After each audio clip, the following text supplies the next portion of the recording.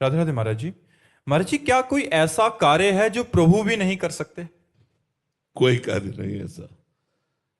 कर तुम जो करना चाहिए वो भी कर सकते हैं, अकर तुम जो नहीं करना चाहिए वो भी वो कर सकते हैं, अन्यथा कर तुम जो करने और ना करने से भी अलग है उसको भी कर सकते हैं। कर तुम अकर तुम अन्यथा कर तुम सर्व समर्था सा ईश्वरा। क्या नहीं कर सकते? कोई कार्य ही नहीं बना ऐसा जो उन्होंने बनाया ना हो। वो कर क्यों नहीं सकते? क्या नहीं कर सकते? आपने बताया था कि किसी का अमंगल नहीं कर सकते। क्यों होता नहीं है क्या? क्यों होता नहीं है क्या? उसका मंगल नहीं कर सकते जो शरणागत है। नहीं तो तिनकर काल रूप में भ्राता। अगर एक को नौ किशोर दिखाई दे रहे हैं तो एक को महाकाल विराट रूप दिखाई दे रहे हैं। वही है, वही मंगल है, वही अमंगल है, वही स्वर्ग है, वही नरक है, वही धर्म है, वही अधर्म है, वही सब कुछ है, उसके सिवा कुछ नहीं है। एक सिद्धांत को दूसरी जगह न लगाया जाए, ठीक से समझा जाए, वो सब रूप है। अगर कहो वो क्या नहीं कर सकता तो सब कुछ कर सकता है, वो सब कुछ कर सकता है। हाँ, हम अपनी प्रेम और भावना की भावना में कहते हैं जो भगवान की शरण में उनका कभी अमंगल नहीं हो सकता। नहीं, सबका मंगल हो रहा है। जो भगवान की शरण में नहीं है उन सबका मंगल हो रहा है। इतना दिव्य दुर्लभ मनुष्य दे भोगों में और पाप के चिंतन में, पैसा के चिंतन में, मान प्रतिष्ठा के चिंतन में दिव्य मनुष्य जीवन नष्ट हो रहा, मंगल नहीं हो रहा। और क्या हो रहा है?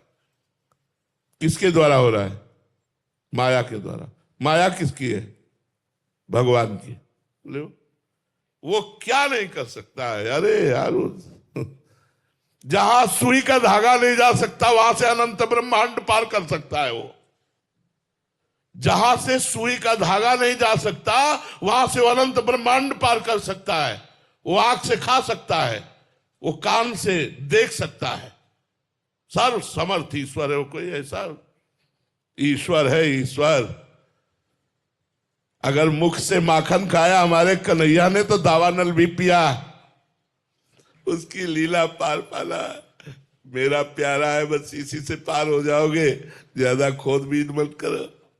नहीं, उसका पार नहीं पाओगे। शेष नहीं, गणेश नहीं, सरस्वती नहीं पार पाई तो हम तो मनुष्य बुद्धि है यार, कीड़े मकोड़े की तरह। हम उस अनंत का, उसकी रचना का नहीं पार पा सकते। आज तक कोई आकाश का पार पाया? पृथ्वी का पार पाया? जल का पार पाया? अग्नि का पार पाया? वायु का पार? ये महाबल है उनके। अरे वो तो एक अंश से सब इनको प्रकाशित किए हैं, वो अंशी है, उनका पार कौन पा सकता है? ब्रह्मादि कांप गए जिनके आगे वो ठाकुर जी है। यार कैसी बात करते हैं? वो क्या नहीं कर सकते? सब कुछ कर सकते हैं। संजय देशमुख जी। राधे राधे महाराज जी। महाराज जी, आप कह रहे हैं कि आप महाराष्ट्र में सांसद हैं और महाराज जी आप कह रहे हैं कि आपके क्षेत्र में महाराज जी बहुत सारे किसान मतलब आत्मदाह कर रहे हैं। महाराज जी, इसके लिए किसानों के लिए आप कुछ ऐसा बोल दें कि वो मतलब आज बहुत ज्यादा बढ़ रहा है। नहीं, ये समस्या है और बड़ी भारी समस्या है, क्योंकि हम किसान के घर में जन्म लिए हैं तो हम इस बात को जानते हैं कि वो कर्जा लेकर के खाद लगाता है, पानी लगाता है, और जब फसल तैयार होती है तो प्रकृति की विपरीत परिस्थिति आ जाती है। मानो सरसों का पका हुआ समय है, अब वर्षा हो गई और सुबह सूर्य तेज खिला तो वो जितनी कलियां हैं वो सब फूट गई, सरसों बिखर गई। अब गेहूं गलेथ में है, पकने को है, पानी और वायु आया, गेहूं गिरा, उसका वजन खत्म उसका।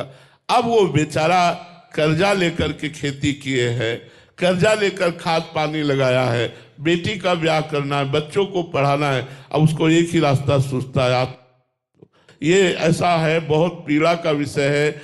इसे तो आप लोग किसानों का सहयोग करें तो बचाया जा सकता है। उनको ये विश्वास दिला करके कि हम आपका सहयोग करेंगे, आपकी फसल की हानि हुई है तो ही बचाया जा सकता। नहीं, आप सच्ची मानिए, हमने देखा है बैठ करके रोते हुए,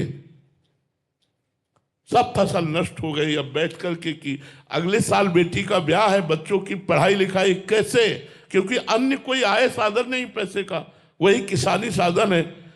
शुद्ध जो किसान है, जिनकी कोई बाहरी आय नहीं, सही कह रहे हैं, उसको एक ही रास्ता दिखाई देता है, जब उसकी फसल नष्ट हो जाती है, जब प्रकृति के द्वारा, तो फिर वो कहां से कर्जा, ऊपर से किसान आदमी का बहुत हालत।